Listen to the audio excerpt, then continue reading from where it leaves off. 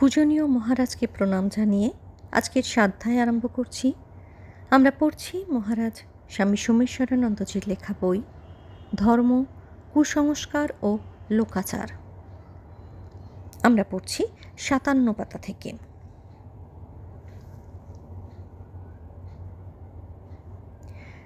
নাস্তিকতা, সংশয়বাদ ও ধর্ম, এই প্রসঙ্গে মহারাজ লিখছেন, প্রায় ৫০ জন ভদ্রলোকের সঙ্গে লেখক এক আলোচনা সভায় অংশগ্রহণ করেন। আগেই ঠিক হয়েছিল যে আলোচ্য চলবে প্রশ্ন উত্তরের মাধ্যমে। এই সভাটি হয়েছিল বর্ধমানে কাল ২৪শে এপ্রিল ১৯৮৩-তে। সভায় অংশগ্রহণকারীরা, যারা অধিকাংশই ছিলেন নাস্তিক কিংবা সংশয়বাদী, প্রশ্ন তুলবেন এবং লেখক তার উত্তর দেবেন। অবশ্য সেই সঙ্গে স্থির করা হয়েছিল যে প্রয়োজন অনুসারে লেখকও প্রশ্ন তুলতে পারেন।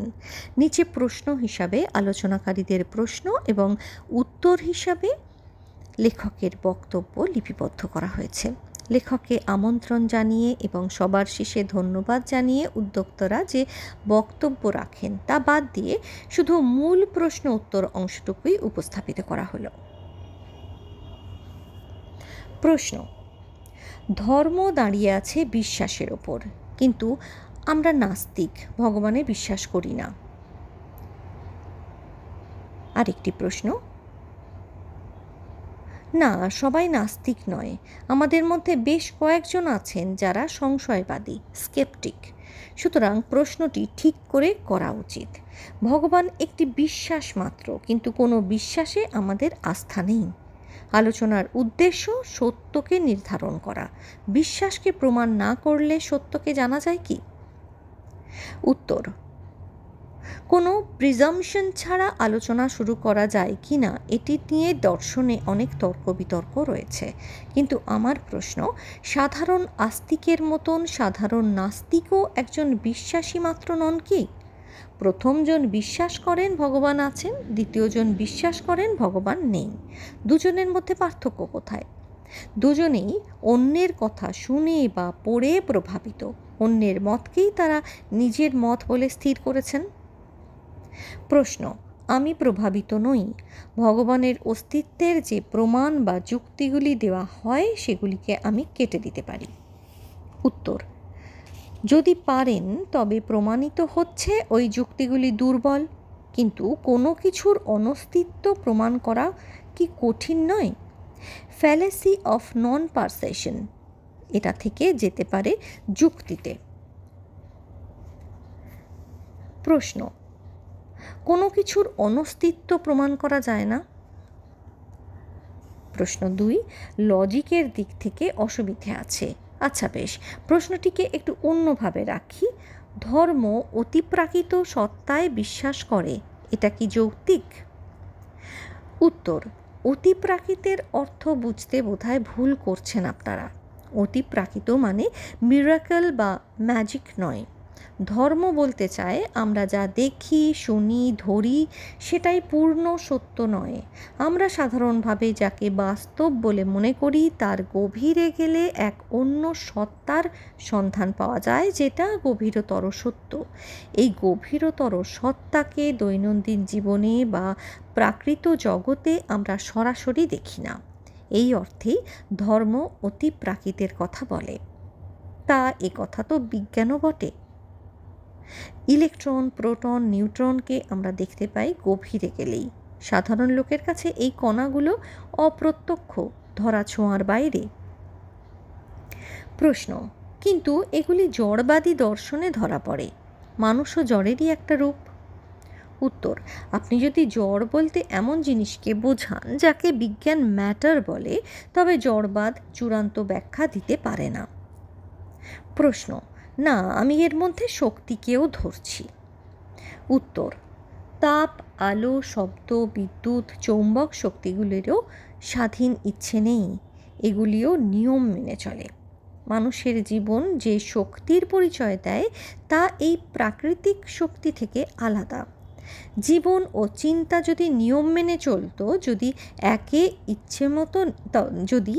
ইচ্ছে মতো নিয়ন্ত্রণ করা যেত, তবে পৃথিবীকে সহজেই স্বর্গপুরীত বানানো যেত। রোবটের রাজ্যে দুর্নীতি, অনাচার, অত্যাচার, অসততা বন্ধ করা খুবই সহজ। কিন্তু মানুষ তো রোবট নয়। সে যদি শক্তিও হয়, তবে তা এক রহস্যময় শক্তি। জড়ের সূত্র দিয়ে তার পুরো ব্যাখ্যা মেলে না। নিউটন, আইনস্টাইনের সূত্র দিয়ে মানুষকে ব্যাখ্যা করা যায় না। প্রশ্ন: ঠিক, কিন্তু সাইকোলজি একে ব্যাখ্যা করতে পারে? উত্তর: সাইকোলজিতে বিভিন্ন প্রবক্তা যেমন ফ্রয়েড, অ্যাডলার, ইয়ুং, ফ্রোম, এরিকসন, ফিজিক্স কেমিস্ট্রির মতন সর্বজনগ্রাহ্য সূত্র এতে পাওয়া যাচ্ছে না। এটিতেই বোঝা যায় যে কতগুলো সূত্র দিয়ে মানুষকে বুঝে ফেলা কত কঠিন। কিন্তু এগুলি তো জড়কে কেন্দ্র করেই ওঠে। উত্তর: উঠলেও এর লক্ষ্য থাকে জড়কে ছাড়িয়ে যাওয়া। মানব ইতিহাসের সচেতন প্রয়াসই হলো জড়কে অতিক্রম করা। এমনকি বিজ্ঞানের সূত্রগুলিও জড়কে কেন্দ্র করেই তৈরি হলেও এর মাধ্যমে মানুষ চেষ্টা করে জড়ের ওপর আধিপত্য করতে, জড়ের বন্ধন অতিক্রম করতে। এই বন্ধনকে মানুষ যতই অতিক্রম করতে পেরেছে, ততই সে উন্নত হয়েছে, ইতিহাসকে নতুন করে গড়তে পেরেছে। প্রশ্ন: চেতনার আবির্ভাবের আগে জড় ছিল, এটাই কি জড়বাদের সত্যতা প্রমাণ করে না? উত্তর: চেতনার আগে জড় ছিল বলেই কি প্রমাণিত হয় যে জড় চেতনার চেয়ে বেশি শক্তিশালী? কারণ কি সবসময় কার্যের চেয়ে শক্তিশালী? বাবাকে দিয়ে সন্তানের পুরো ব্যাখ্যা পাওয়া যায়? প্রশ্ন: আমি যা বলতে চাইছি তা হলো মানুষের চেতনা বা মন আসলে তার মস্তিষ্কেরই ক্রিয়াকলাপ। মনের ভিত্তি জড় মস্তিষ্ক, সুতরাং জড়ের ভিত্তিতেই সে দেখুক। উত্তর: যদি ধরেও নেয় যে মন একটা ম্যাটেরিয়াল ফিনোমেনন, তবুও এর কোনো মানে নেই যে মনকে সবসময় ম্যাটেরিয়াল কাজকর্মে লিপ্ত থাকতে হবে। মন যদি ব্রেনের ফাংশন হয়, তবুও দেখতে হবে কী ধরনের চিন্তা করছি আমরা। ইতিহাসের শিক্ষা এই যে মনকে নতুনভাবে কাজ করতে হবে। মানুষের কাছে আজ সবচেয়ে বড় সমস্যা হলো সে কীভাবে জীবন কাটাবে। এবং মানুষ শুধু তার দৈহিক অস্তিত্বেই বাঁচে না, তার কাছে প্রধান হলো তার মানসিক জগৎ, আত্মিক জগৎ। সৃজনশীলতা না থাকলে জীবনের অর্থ কী? আর এই সৃজনশীলতা প্রকাশ পায় তার চেতনায়। আরেকটি পয়েন্ট, মনের ভিত্তি যদি জড় হয়, তবে জড়ের ভিত্তি কী? বাস্তব জড় পদার্থকে বিশ্লেষণ করে পৌঁছচ্ছি কতগুলো মৌলিক পদার্থে, এলিমেন্টসে। তার ভিত্তিতে পাচ্ছি বিভিন্ন ধরনের বিদ্যুৎ কণা, তারও গভীরে ওয়েভ অফ প্রবাবিলিটি, সম্ভাবনার তরঙ্গ, যা আসলে গাণিতিক প্রতীক।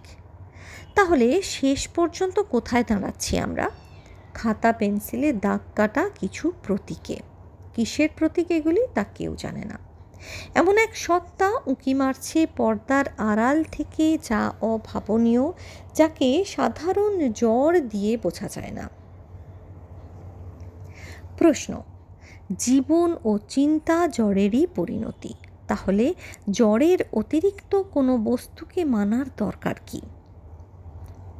উত্তর: আপনার সিদ্ধান্ত যদি ধরেও নিই, তবুও বলতে হয় যে জড়ের এই রূপান্তর একটি সম্পূর্ণ পৃথক বস্তু সৃষ্টি করেছে। জড় নিজে নিজে তার অবস্থার পরিবর্তন করতে পারে না নিউটনের গতিসূত্র অনুযায়ী। জড় নিয়ম মেনে চলে, তার স্বাধীনতা নেই। জড় বংশবৃদ্ধি করে না। জীবন এর বিপরীত চরিত্রের। সে বংশবৃদ্ধি করে, সে স্বাধীন, কারণ সে নিয়মের বিরুদ্ধে যেতে পারে, সে তার অবস্থার পরিবর্তন করতে পারে। তাহলে জড়ের সূত্র দিয়ে মানুষের অর্থাৎ জীবন ও চিন্তার ব্যাখ্যা চলে না। আপনার কথা যদি ধরে নিই, অর্থাৎ জড় থেকে চেতনার সৃষ্টি, তাহলেও দেখছি যে জড় থেকে সম্পূর্ণ নতুন একটি বিষয়ের সৃষ্টি হচ্ছে, যা সুপ্রামেটেরিয়াল বা জড় অতিরিক্ত চেতনা। এটি যদি সম্ভব হয়, তবে চেতনা থেকেও চেতনা অতিরিক্ত বিষয়ের সৃষ্টি হওয়া অসম্ভব নয়। ডারউইনের ক্রমবিকাশবাদ মানুষে এসেই শেষ হয়ে যাবে বা গেছে, একথা জোর দিয়ে বলা যায় কি?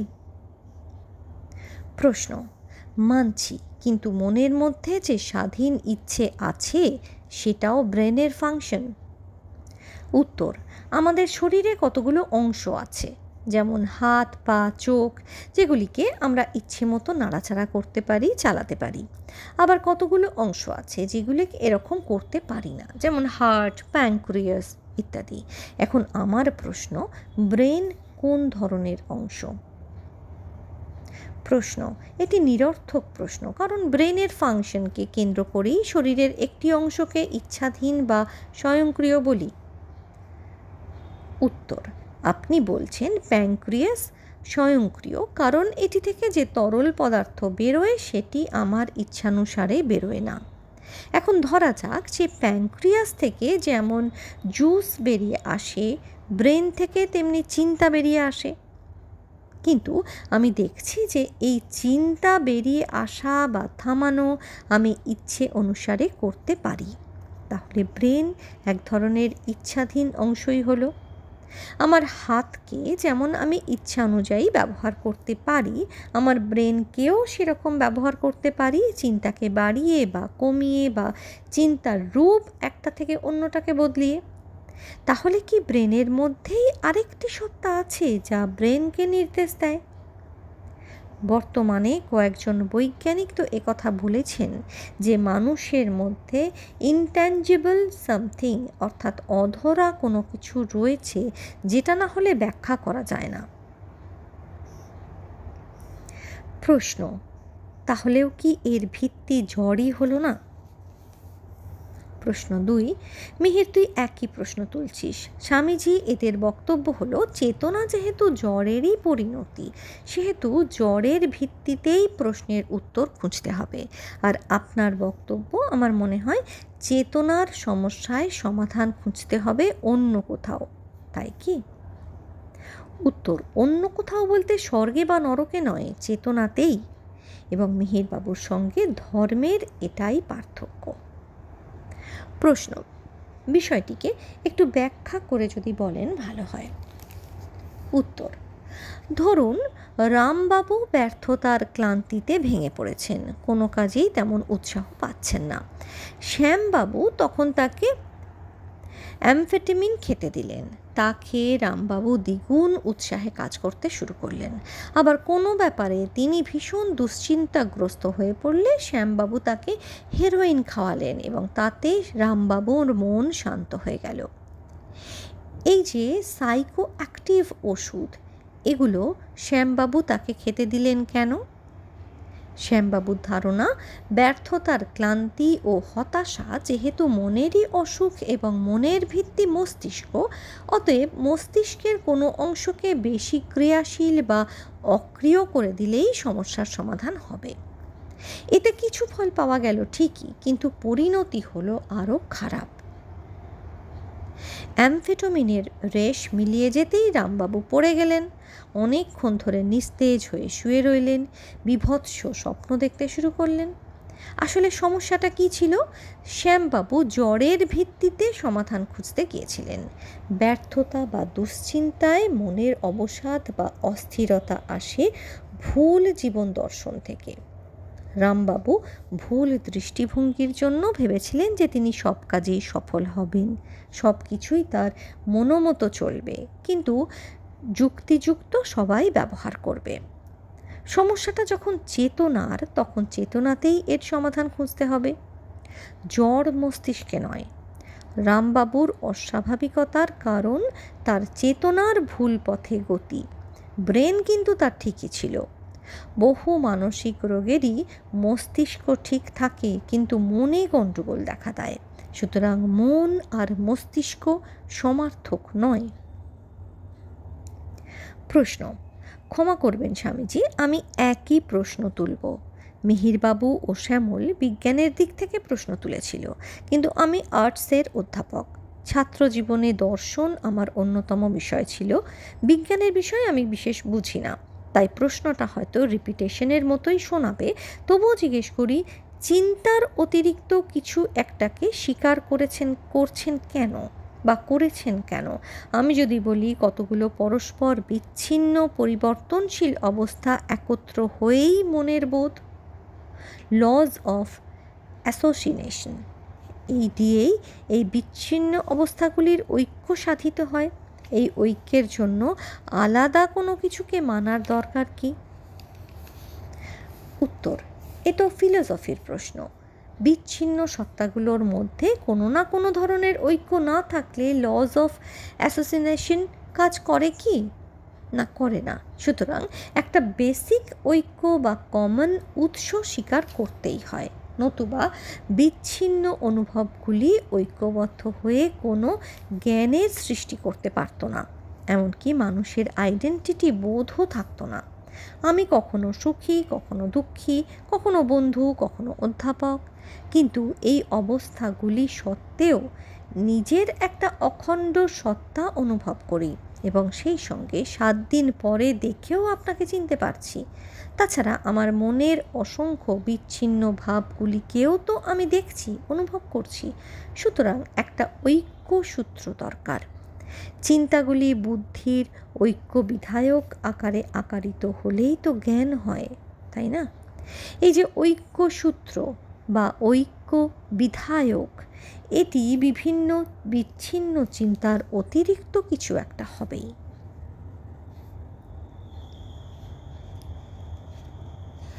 আমরা আজকে পড়লাম 62 পাতা পর্যন্ত। পরের দিন এরপর থেকেই শুরু হবে। সবাই ভালো থাকবেন, সুস্থ থাকবেন।